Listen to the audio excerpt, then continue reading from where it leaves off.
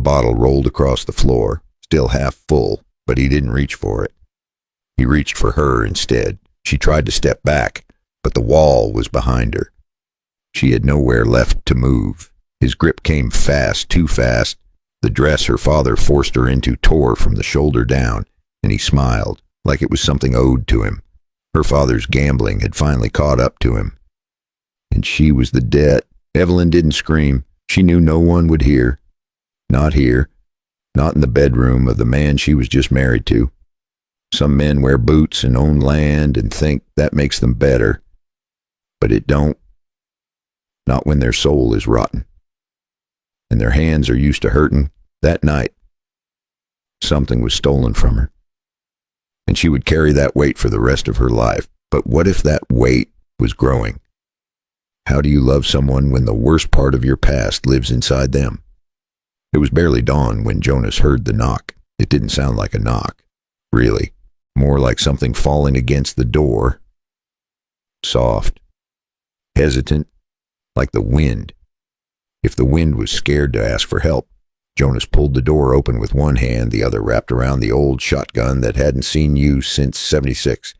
He wasn't ready for what he saw.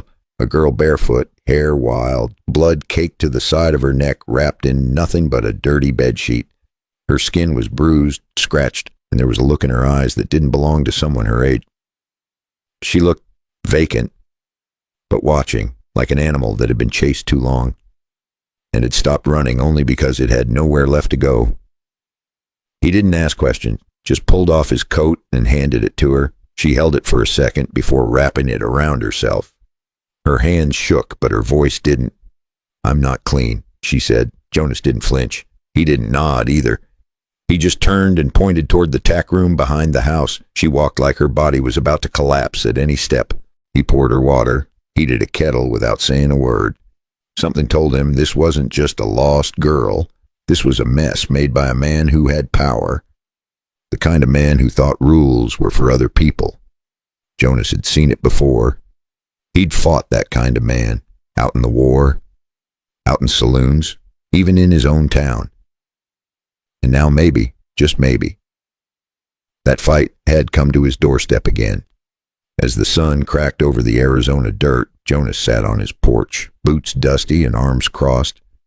The shotgun rested against the wall behind him. He didn't know her name. He didn't need to, because whoever she was, someone was going to come looking for her. And this time, maybe they'd come to the wrong damn ranch. She hadn't been inside 10 minutes before the trouble came. Jonas had just set the kettle over the fire when the dogs started barking low. Not panic, just a warning. He stepped outside. The morning sun was still climbing, heat rising off the dirt. And there he was, Ryder, coming hard down the trail, dust flying, purpose in every hoofbeat. Jonas didn't move, just watched.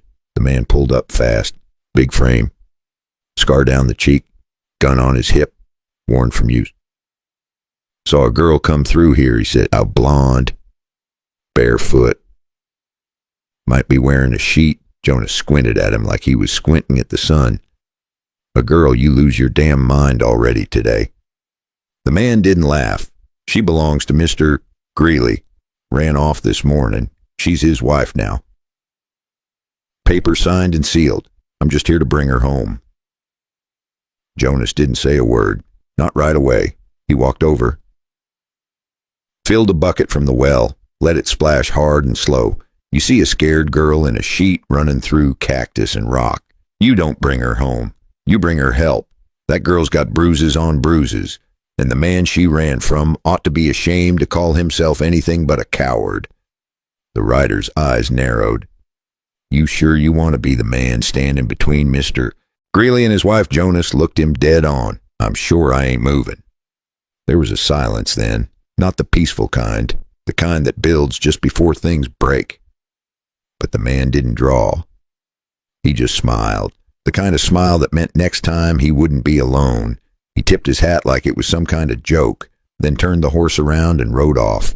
Jonas stood there for a long moment.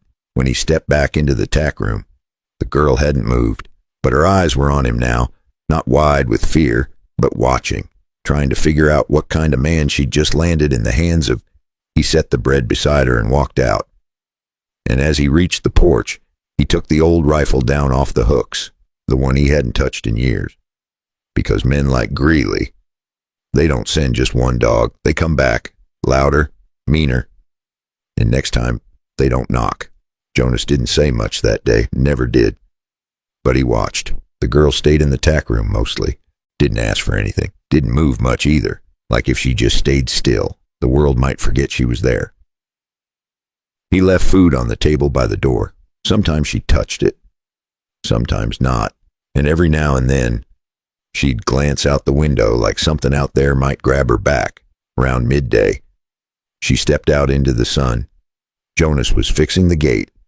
Didn't look up right away, but he saw her in the corner of his eye. Still wearing his coat. Still walking like every step might hurt. She stopped a few feet from him. "Can I help?" He didn't answer right away, just handed her a small hammer. "You know how to swing one of these?" She shook her head. "Well, you're about to learn." It wasn't much. A few nails, a gate that still squeaked, but it was the first time she'd done anything that wasn't running or crying or bracing for the next hit, and that meant something. Later that afternoon, she sat with him under the porch roof. Didn't speak. Just watched the chickens scratch and the dust roll. She pointed at the horizon. "You think he'll come back?" Jonas didn't look at her when he answered. "I'd bet my last boot on it." She nodded like she already knew, but she wasn't shaking anymore, and Jonas noticed something else too. Her hands had stopped trembling. "Now look, if you followed this far and your gut's twisting the way mine did writing it, don't walk away now. Go ahead and hit that subscribe button.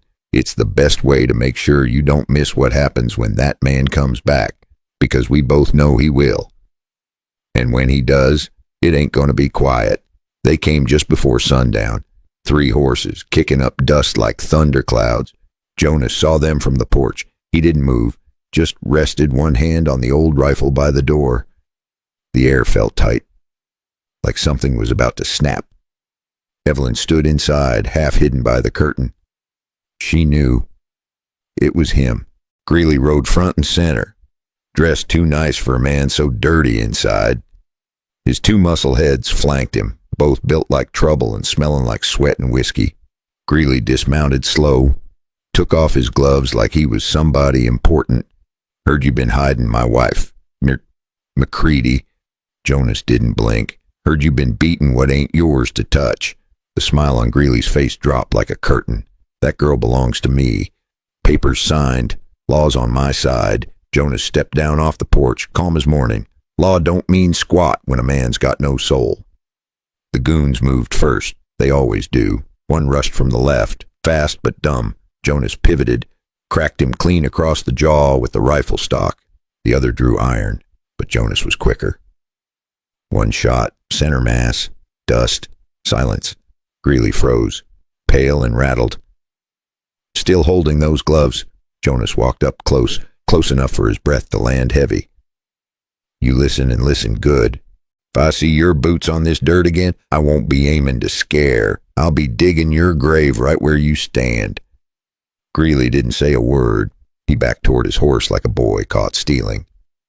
When they rode off, tail tucked, Evelyn stepped outside. She didn't look afraid anymore.